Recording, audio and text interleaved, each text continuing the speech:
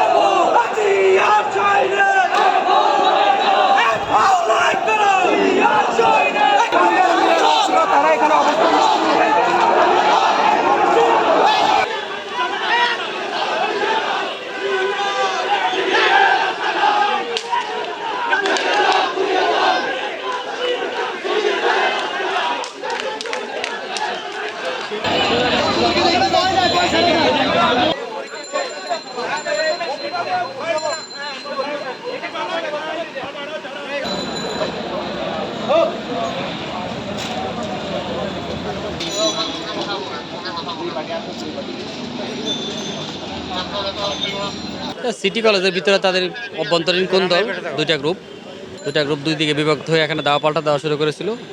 সংবাদ পাওয়ার সাথে সাথে আমরা চলে এসেছি, আমরা দুইটা গ্রুপকে দুই দিকে ডিসপাস করে দিয়েছি। বর্তমানে আমাদের নিয়ন্ত্রণ আছে আইন শৃঙ্খলা পরিস্থিতি, এখানে কোনো সমস্যা নেই এখন।